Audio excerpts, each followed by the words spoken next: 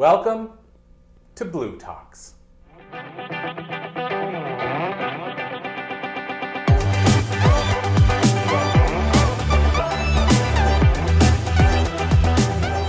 Just so we can jump right in, if that's cool. Yep. Awesome. So next we have Alan Simberg. And I've known Alan for, I don't even know now. I'd have to go look. I have a book on the shelf that would tell me how long I'd known him because we met through a co-author book opportunity. When people say to me, should I co-author a book? My answer is yes. Alan and I co-authored a book together. I don't know how many years ago, and we still know each other to this day and still work together. So yes, absolutely. So Alan, welcome. And Alan, where we usually start is to get our guests to tell us a little bit about themselves. Okay, well, thank you for this opportunity. Basically, I'm a licensed marriage and family therapist and licensed chemical dependency counselor.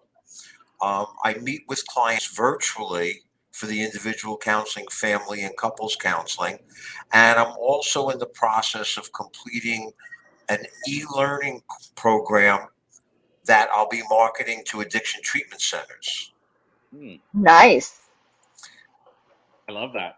Because, at least you know as well, Shelly, my girlfriend, is an addict, and she's, openly tells people that she embraces it in the sense that she feels if she puts it out there, then people that are struggling won't be as concerned about reaching out to somebody. Like they know she's not going to judge her if she's willing to put it out herself publicly. So my girlfriend's an addict, and I can say this about them because they've been out there, but my girlfriend's an addict. My mother is an addict, both in AA over the years. My grandfather was an alcoholic. And my father, I'm going to say 50-50. I think he was an alcoholic. I'm the only one that's not, is really what I'm saying. And so I have so much appreciation for people that are willing to and openly helping addicts, because I think it's something that, there's far too many addicts in the world struggling, and we need to put as many hands out there as we can, because I think more often than not, at least you talk about not judging people. And I feel like a lot of addicts are judged without us considering what led to it and what they're dealing with at the time. So I just wanted to put that out there to get it off my plate right away. Okay, well, thank you. Yeah, thank you for doing that. Because you're from Houston, Texas, but you do sound like you're from New York. Well, actually, everybody says New York. It's New Jersey. All right, New York, New Jersey. But When I wasn't far from New York. I was right across the river. Edgewater?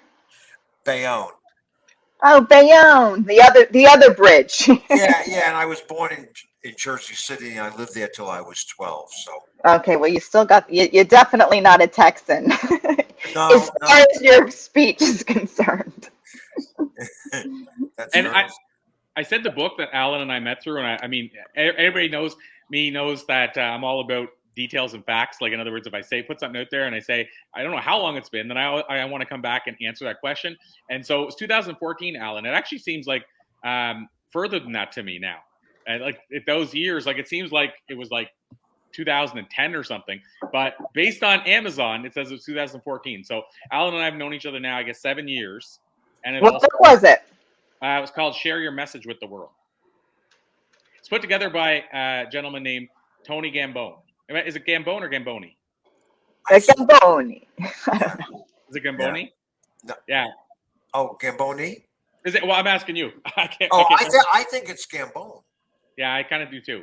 So Tony put this book together, and I bring this up because, obviously Alan's a part of our Blue Talks anthology series, and people will say to me, why should I be part of an anthology book? What's the benefit? And I feel like a lot of people forget the relationships you can build with the other co-authors. Like when people are all like, I'm going to become a best-selling author, and that's the total goal. Or if they're already a best-selling author, I don't need to. I'm already a best-selling author. But I went into a Wall Street Journal USA Today co-author book, and there was an investment involved. And I've had multiple clients come to me from that book that now work with me. They've signed up for our programs and stuff. And that's because I built a relationship. It wasn't about, hey, what can I get? We built a relationship over time. But the point is that if I just went into it to become a best-selling author, those great relationships never would have happened. And Alan, I'm still, and you're probably as well, but I'm still in contact with and friends with probably, I'm going to say 8, if not 10, of the co-authors in that book out of 27. This 7 years later. And again, not intentionally, but most of them have been clients of mine. and it just happened over time. So this is this off topic, but I just want to put that out there for people that if you're ever thinking about should I be in a co-authored book, here's an example in real time of two people that's how they met. That's how they connected. So having said that, Alan, let's dive in. What I guess maybe we'll go from there. What have you been doing? Like what you did whenever you co-authored the book, is that still the exact same thing you're doing now? Like, as I love seeing if people, where they go from stuff like that. So that's 7 years. Are you still doing the same thing you're doing when you were in that co-author book? Yes, still That's doing amazing. the same thing and doing my best to get better known. But I'm not pushing it too much because my private practice is kind of busy, and I'm obviously anticipating getting busier once I start marketing that e-learning program to the addiction treatment centers. Absolutely. And I guess then, and I mean, I'll jump ahead one step further, but with the addiction treatment centers, now, how do you feel they're going to embrace that? And I say this and ask this because I know when my girlfriend was in treatment, the 4 agreements, if you're familiar with that book, the Yes. 4 agreement, like they not only embraced it at the treatment center she's in, everywhere you looked, you saw signs of it. Like you'd walk in the woods and they would have, don't take things personally. And it was like literally a plaque that said the 4 agreements on the top. They integrated it into the whole treatment center. And my girlfriend still to this day, uses those 4 agreements all the time because of that. And so what I'm getting at is this is a private treatment center that totally embraced an idea, in the 4 agreements. So do you feel that you're going to get a lot of uptake and people are really going to embrace this? Well, I have a quick aside for you, which I think you both will find very amusing. I was anticipating that perhaps at some point during the interview, you were going to ask me if there was any particular book that I've read that I really truly enjoyed, and that was going to be the 4 agreements. Amazing. So in case you were going to ask me that, that's my answer.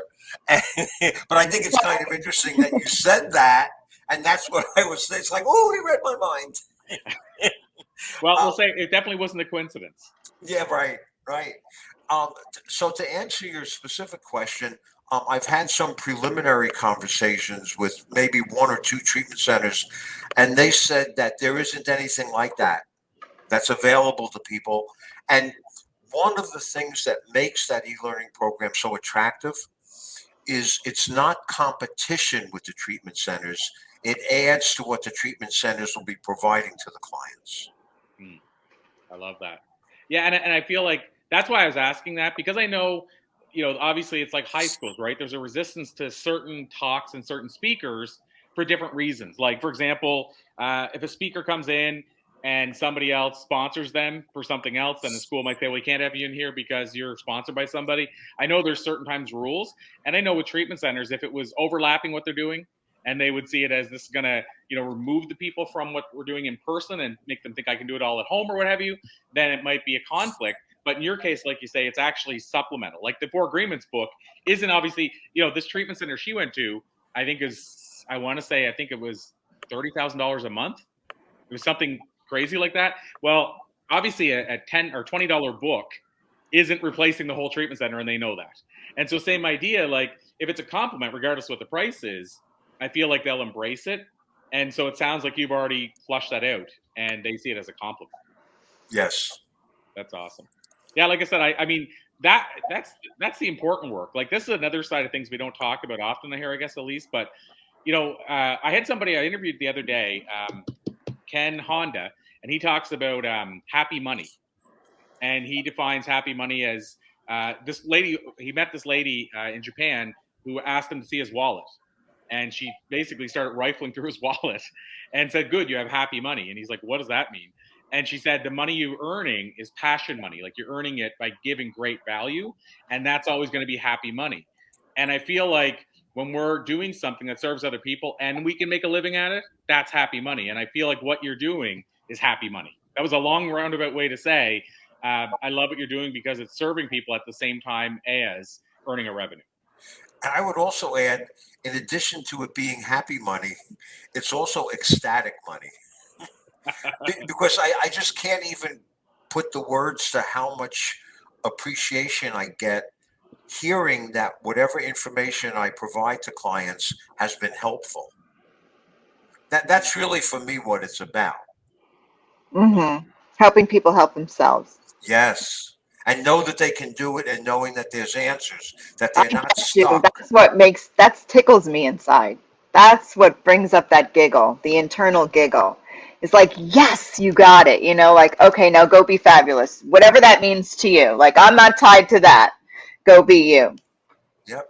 And sometimes, actually, pretty often, the information that I give is simple. It's not so easy necessarily to implement. And so very often the response I'll get from clients is like, that's it? That's what I need to do? I say, yeah, Yeah, but you got but to do it. that's it. That's my next line. Yes, and now I need to help you to learn how to integrate that, especially when your emotions are very high, so that you can get the benefit from using that strategy. Right. Right. You know, I mean, on that note, Alan, it's like we talk about a lot of stuff regularly on here that if somebody implemented it and continued with it could change their life. And an example of that, it comes up every one of these ones we do, at least, and mostly comes up, I think, at least once a day, but it comes up every time for sure, is meditation.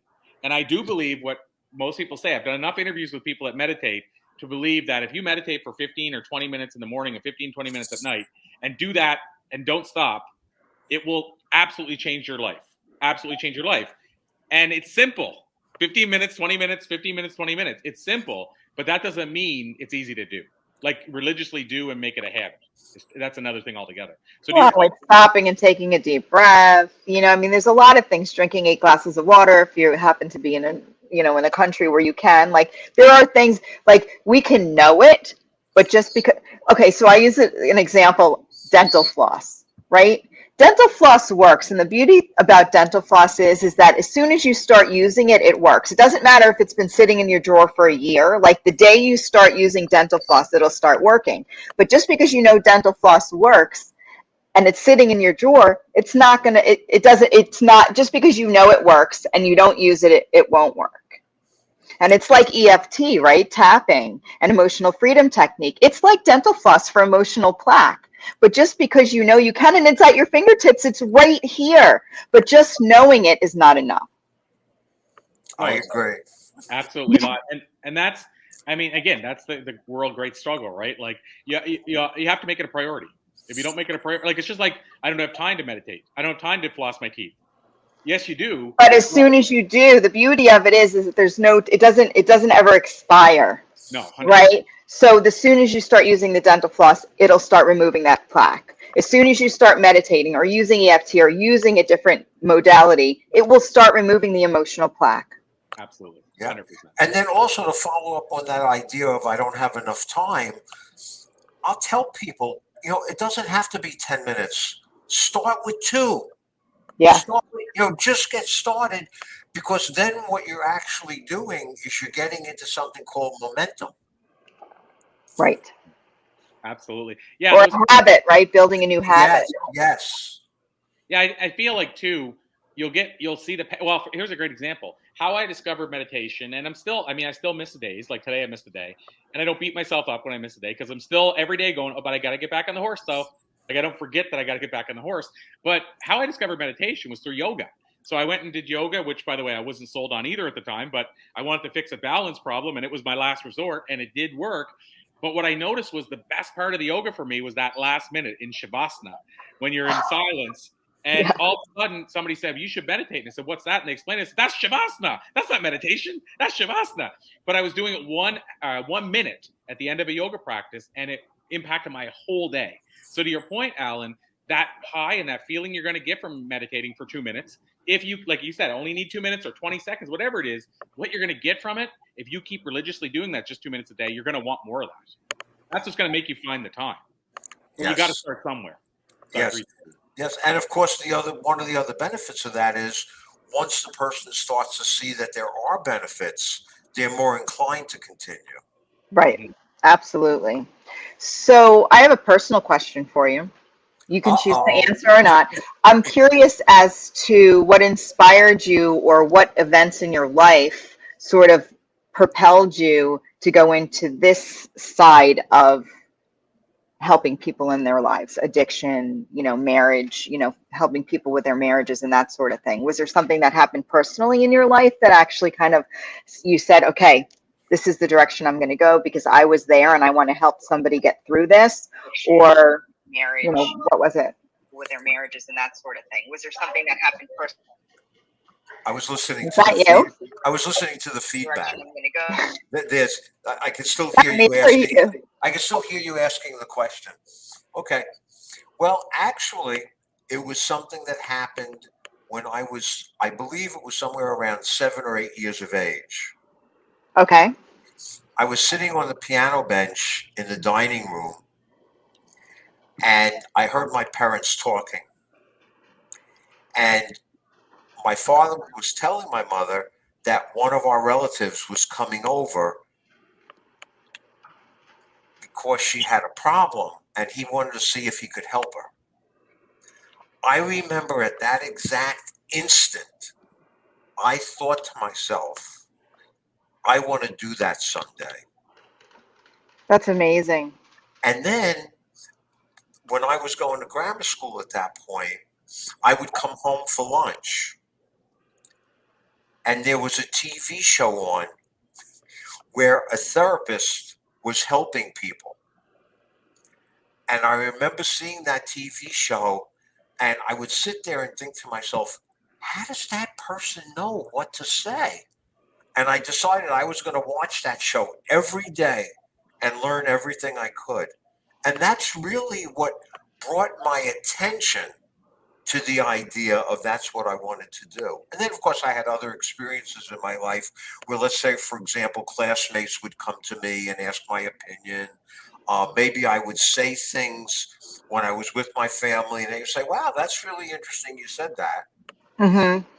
And so it was kind of a growth thing. But it was that moment when I was on the piano bench growing up that I really think I was meant to do what I'm doing. And it was just a question of having the awareness about it. And you did at that age, like you were like, and what I love too. I mean, we've talked about feeling like a victim or feeling inspired, and a lot of times that comes from our parents, whether it's intentional or not, and it still happens. And being able to see your father as this role model, I mean, that's huge for one's self-concept to have somebody in your life who happens to be your father that can make that kind of an impact, not only in your life, but in the lives that you're making for everyone else now. Yes. I love that. That's one of those tickle me inside moments. Yeah. And then there's one other point that I want to make, which I think could be very helpful for people who might listen to this podcast. Please do. Okay. This is really funny. Okay. And then I'll tell you what I think the underlying lesson is. I'm in. Okay. Approximately maybe 3 years ago, my brother-in-law died. And we had gone to the funeral and we went out to eat at a diner. That relative who had come over to my parents' house, Okay. came over and started talking to me. And I don't remember if she brought it up or if I brought it up, but we started talking about her coming over that day. Now, here's the funny part, but I'm going to say what I think the lesson is from it, actually. Okay. My father was an exterminator. I already get it, but go ahead. Yeah. So she was coming over to find out what she could. I think she had termites or something else. Oh, I didn't get it. I totally went way too deep with that. But go ahead. Okay. But what I think the underlying foundational lesson to this is, it's not necessarily what happens in our lives. Sometimes it's the way we perceive it. I'm going to add to that. It's all the time. How we perceive it is everything. So it really didn't matter that she wasn't coming over for personal help. What mattered was my hearing that helped my awareness to be able to focus on what my life journey was going to be. That is like the best story. That's the first time I've ever told it. Really? Yeah. Well, I'm so glad I get the face-to-face. I absolutely adore it because that really embodies everything that the message that I know Corey and I have come together to share is that, we talk about flipping your script, which thoughts become beliefs because, if we think it long enough, it gets ingrained and grows roots. But it really, our belief forms the lens of how we look into the world, which is our perspective. And that perspective is really creating the reality that we're living. And when we shift that perspective, right? So if you didn't know that was the story, right? And then maybe it was totally different on the flip side, but you would have known that when you heard it, it could have changed everything. It could have. It could have. And what I was also saying, that it was just the last part of the story that I told I'm telling for the first time. Is that the awareness that you have? The termites. Oh, the termite piece. Yeah. That's that I've never told that part. But it's funny because so when you said exterminator, what came to me like right then and there was that no matter what, I mean, you're helping people exterminate the things in their lives that aren't benefiting them, right? So there's being an engineer, like I feel like I'm an engineer. I help people engineer and recognize how they're engineered with their emotions and how it's driving their energy and how that's creating whatever's going on in their lives. So or being a mindset architect, how is our mindset and how are we like designing our mind? And I'm something's coming to me that I want to have a conversation with you about as far as the term addiction. Because for me personally, and I just want to have the conversation to learn a little bit more about your perspective, if that's okay. Sure. Okay. So I tend to work with individuals in 3 categories, either, PTSD, suicidal, addiction, things that are like really heavy duty, managing the crap we don't like, chronic pain, bad relationships, not enough money, and then people who are actually thought leaders and people who are already leading their group and their tribe. And we learn, and manifestations are coming to them so quickly. I teach them how to like ride the wave, as I call it, right? So if we get back to the beginning part, I feel like the individuals that I do have conversations with who look at themselves or feel like they're addicts, there is a definition and a connotation that they're already bringing to the table for them, that they're always going to have to carry like this torch of being a certain way. And the way that I choose to look at addiction for my own self is that somebody who's made this choice, right, and got connected to the choice because they were outside of alignment. They were already out of alignment and they were searching for something that would help them feel the way that they really wanted to be feeling. And it turned into that chemically, right? They chemically became addicted to something that obviously wasn't working because it wasn't helping them get to reach their goal. And the goal was to feel better, to have more contentment in their life, to recognize that they have value, to love themselves the way that they knew they deserved to be loved on some level, or they wouldn't have been searching to begin with. So do you find that like the term addict sometimes holds people a little bit back from finding that sort of more center of who they are? Or is it just me? I don't know. Like, I just feel like certain words. No, it's not just you.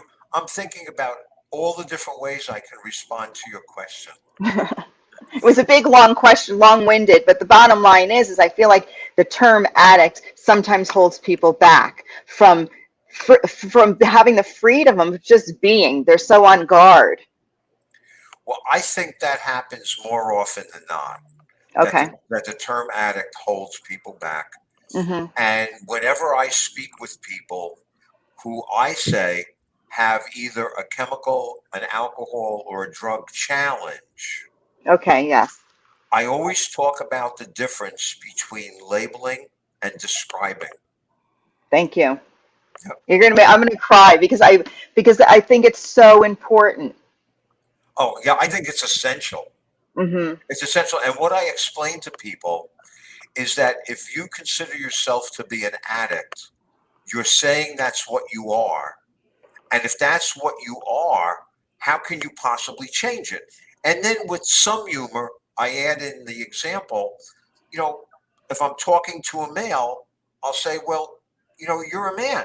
You're not going to change it unless maybe you have an operation. But basically, you were born male. So if you are, it almost doesn't even make sense to try to change it. Yeah. But if what it is that you're doing, You can always change what you're doing. You just need to want to change it, and you need to know how to change it. And changing it has to replace the benefit that it's giving you, and maybe even more than what it's giving you. And help you really get to the goal, which is to feel better and love yourself the way that you, obviously there's a part of you that knows you deserve more. And I feel like people who are so disconnected for that, they just search for. I had two guests that came to stay with us at our retreat, at our retreat, our everyday retreat. And we leave a bottle of wine in everybody's room as a welcome and stuff like that, because first of all, we don't do bottled water, and sometimes it's cheaper than bottled water. But anyway, we leave them a bottle of wine as a welcome. And they were like, thank you very much, but we're addicts, or we're in AA or whatever. And we sit by the fire pit a lot, and I like to have conversations face to face. And I'm who I am. I'm still, the mindset architect. I'm always about like helping people have a new awareness. And we were talking, and I said, what if you looked at it a different way, right? As opposed to that I'm an addict and I have to do this and I'm always on guard and I can't. What if we just said, the route that you took to get to where you want to be wasn't working for you. And now you're on a journey to find a way that works and supports who you want to be more. And they were a couple, and they almost like they had tears in their eyes, and they just felt this. They felt like they were set free from this bondage of this term that they were trying to hold on to who they were, but it was so hard because they were these addicts, and they were set free in that moment around the fire pit to know that, that they were just making choices that weren't really getting them to where they want to be. They weren't supporting the version of themselves that they were wanting to connect to again. Yes. Yeah. So I asked the question because I had that personal experience, and when we had the conversation, sometimes I just connect and the information comes through. But I just saw they were set free. They were almost like being held back from this label. Yeah. And one of my frustrations in past years was the use of the terms addiction, addict. And within the past few years, there's a diagnostic and statistical manual that has also changed the language, and they've changed it from addiction or whatever other terms they were using to substance use disorder. Even that's freeing. Yes, gives somebody more of an opportunity. Yeah. Much more neutral. I'll tell you, in the same light and same conversation, one of the things that I know addicts suffer with, and I say this because I've been to a lot of AA meetings and I've heard the conversations on this regard. I don't know it firsthand. I mean, I think like I'm an addict of other things, but I mean when I'm talking strictly, if we're talking like substance. And so one of the things I know Shelley would love to see happen, I mean, one person can't make it happen, but it's really what you're both talking about, is recognizing that alcoholism is a disease. From a medical point of view. Right. Because I mean, it's even been proven it's hereditary. So how can you say it's not? Say that part again. It's even been proven it's hereditary. We could throw epigenetics in there and take that whole out of the picture. Can I say something to that? Yeah, please do. Okay. I do not believe that it's hereditary. I don't either. I believe that there is a genetic predisposition. I should have used that terminology. I mean, I'm not because I don't spend my time in the field. I shouldn't I should use. Well, I should ask you what the terminology is, but I mean that it can be genetic is all I meant. But what I'm saying is that just because a lot of people, the reason I say this is because I hear a lot of people that are in addiction that struggle with people saying, just quit there. Yeah. And it's not that easy, and we can say that about quitting food. There are certain things or the way we think. I mean, There's so many things that we can spend more time focused on, or make choices. Choose that over and over again, as opposed to something else, because that too becomes a habit. Sometimes we are chemically affected by it. But I just think it's, we talked about I am with Nancy. Well, when you say I am an addict, I mean, you are now like labeling your own self and putting the restraint. It's almost like a restraining order on the ability for an individual to be who they are right? And when you're back into alignment and you recognize your value and who you are. I mean, my sister was in AA and NA and this A and that A and all these A's, and what it really was, these were side effects for her. These were like the symptoms of her having a very challenging childhood and never really being nurtured in her self-concept. And I'm not saying this holds true for everyone, but she can have a glass of wine now and she's not addicted because the reason she was doing it isn't the same anymore. She wasn't going, the results, the goal wasn't the reason. She was going for feeling a different way. She already feels that way. So it's not having the same effect. And I'm not sure that it's true for everyone, but I've just witnessed it in my own life. Here's what I'll say, and Alan could talk more to this than me for sure. I'm just going by what I've seen and experienced firsthand with other addicts or with addicts. And I'm not trying to keep labeling the name, but I'll explain why I say that. In AA, so to your point at least, the reason you probably won't see the world change the way that you wish it was that way is because in AA, you're taught the first word you say is, "My name is Corey and I'm an alcoholic." And they teach you in AA. Bill, who wrote the book, says they've proven, and it is kind of true, more people have quit alcohol through AA than any other thing in the world. So it's going to be hard for you to convince whenever you have all these people. I'm not looking to convince and I'm not wishing anything. I mean, that's why you won't see change, I think. And then also the other thing is that because they talk, there's a few things that you just said, like that in AA, for example, one of the things they say as an addict is one drink is too many and 1,000's never enough. So again, the idea I can't have one ever again in my life is the feeling.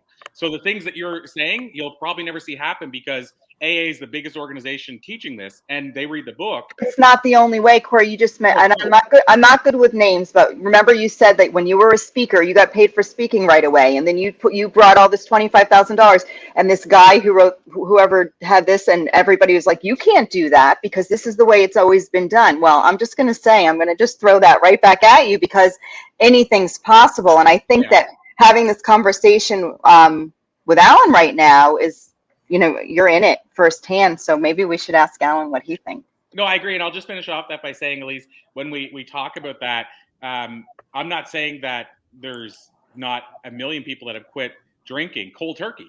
I mean, yes, that happens all the time. I'm just saying I think the reason you won't see it change in those ways is because the biggest approach to it teaches those things. Well, I don't know. I'm interested to hear about. I'm interested to hear about Alan's approach. I'm resonating with your approach, Alan. So I want to hear it from the expert. Okay. So I do believe in individuality, and I also believe in not taking chances. So that's fair. Yeah, there is a reasonable possibility that someone who's had an alcohol challenge and who's been abstinent for a year, 2 years, 3 years, 5 years. Really, I knew someone who was abstinent for 25 years and relapsed. It is possible, but it's not necessarily a 100% given. Absolutely. Because also part of what contributes to someone having such a strong connection to alcohol is their physiology, because there's a very strong connection between sugar and alcohol. So if an individual has a problem processing sugar, they may also have a problem processing alcohol in the sense that it creates a craving, which is one of the reasons why I always talk with anyone. Well, I talk with anyone about it anyway, but especially people who have alcohol or drug challenges about nutrition. Because what I have found is that people who can maintain their blood sugar level within a so-called range, they don't have the cravings. Ah, very interesting perspective. Yes.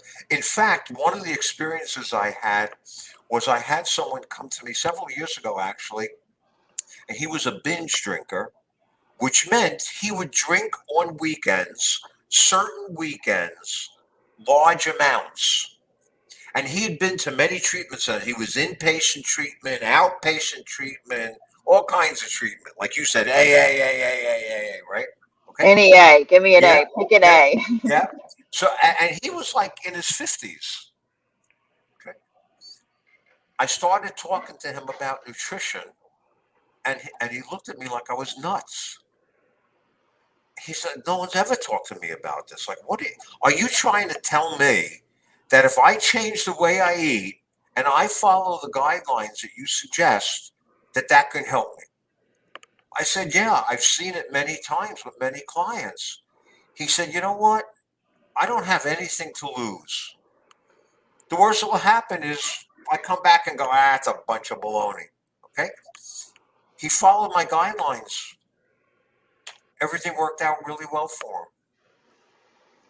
And Yeah. I feel like the other thing too is, at least you talked about it earlier, it also, I mean, there's a big psychological component to this whole thing and what's happened behind the scenes that's driving the drinking. So my mother, and she'd be open for me saying this, I won't go into much detail, but she was dating a guy who he ate immaculate and also had a massive drinking problem. But they said they feel he lived an extra 20 years and his skin looked so healthy, even though he was drinking at that level. But even though in his case, he probably had everything leveled, but he couldn't stop drinking. But I think it was because it was a psychological thing of what happened in his life, which I don't know, that was pushing the drinking. So in other words, it was something that he wasn't fixing. Even Individuality. yeah, but he was super healthy. Like if you didn't see him drinking, you would say this guy's like the healthiest guy I've ever run into. When he was 50, he looked like 30, and it let him live a lot longer. He did die of liver disease, but it let him live like 20 years longer. And my mom said what he would do, by the way, too, is when he would get on a real big drinking thing, then he would stop for a bit and then start eating super healthy and even healthier than while he was drinking. And then he would get really good and fit and everything, and then he would jump back into drinking, and it would all deteriorate again. But to your points, both of yours, on one hand, the eating I think did level him out, so he lived a lot longer. He seemed healthier, and on your point, Elise, the biggest thing that was driving it was something in the past that I'll never know. I don't know Right. what he was dealing with, but and my mom like said there was stuff he was dealing with. She knew it, and it's not her place to tell me. And it's not my business to know. But he was dealing with something that he never addressed, I don't think. Yep. Yep. There's no right one. I mean, Alan, you would know this better than us, but I don't think there's any one size fits all type of answer for any of this stuff. For anything. I mean, across the board. Yeah, absolutely. And that's exactly the reason why my approach, which is what I call, it's not my own term, it's a very well known term. That's exactly why my approach to working with anyone is holistic. I look to identify every possible contributing factor, regardless of how big or how small, so that there's the least possible chance of interfering with that person's intention to accomplish their goal or goals. Boom. Amen. Amen. I'm in. Well, You know who I'm referring if somebody's having a challenge with certain substances in their life, for sure. So do you work one-on-one with people? Do you work directly with certain facilities? Is it just the program that you're working on? So how could somebody like find you or reach out or attain your knowledge? Well, I'm going to be funny. One way is to listen to the podcast. Which is? No. I mean, right here. This, yeah, listen This here. one, yeah, for sure. Yeah. Another way is to go to my website, which is alansimberg.com. Okay. Okay.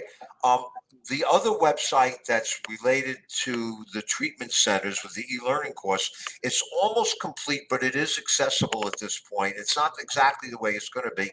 It's lifemasterywithalan.com. Okay. You're going to put that in there, Corey? Yeah, I'm putting both in. Okay. And also my phone number is 281-785-0660. Is that on your website? Yes, it would be. It's on my website, and also I am only working virtually at this point, and I'm in independent private practice. Love it. I'm Love it, close. love it, love it. I resonate so much with your approach and who you are. You never meet people virtually or even in person where you feel like you've met them before, or like I feel like, I don't know, this is not our first interaction, even though technically or whatever virtually it really is. Well, how about There's this? familiarity to who you are. How about this? In this lifetime, it is. In this lifetime, it is. Exactly. Well, it's Amazing. nice to see you again. Where you been? Yeah. It's funny. I didn't recognize you at first. Right? But now you know where I'm coming from. Yeah. Well, Exactly. Alan, this has been an absolute pleasure. I knew from our past interviews it would be. Let's call it a to be continued. It's been such a long time since I've had you on my podcast, the Let's Do Influencing one, my main podcast. Hmm. And so I'll circle back with you on that, and let's make sure we bring you on that as well. And I'd love to have you on in January when I start the Flip Your Script Fridays again. It'll be right here, Blue Talk on the Blue Talk stage. I'd love to have you on and carry on this, continue the conversation. Well, that would be great because I've certainly enjoyed talking with both of you also. And a quick little aside, would it be possible for me to get like a link to this so I could put it on that website for the treatment centers? Yeah, You can you can actually give him the actual download, right? Can't you share that with him? Do you do that still with each of these? Yeah, so what I can do, we're going to be working on soon separating these out. So when I say separating, I mean like every interview separate from each other. I've done that for each one. I think, Elise, I've sent you a lot of them.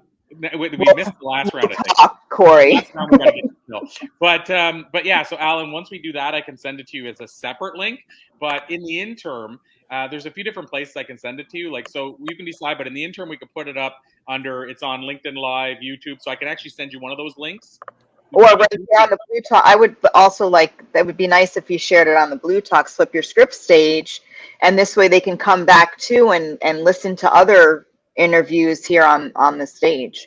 Yeah, so in the interim, one or the other, you could YouTube, or what I can do is send you the link from this actual Facebook call it stream, and then it'll take them right here, and they can watch you right here, like they're seeing you now live, but it'll be the replay. And then while we're doing that, I'll get you your clip as well that I can send you separately too. And you can embed that clip. Somebody can, whoever Somebody, in your somebody can, not me. Somebody can. I know. Somebody can embed it so when they go to your website, they can watch the video just from your site alone. Yeah, and I really so would short term, I'll get you this link, and then long term, I'll get you a private link for you. Okay, thanks. And I certainly do look forward to talking to each of you or both of you again. We'll make that happen, my friend. Absolutely. What a pleasure. What a pleasant surprise. Well, this really made my day.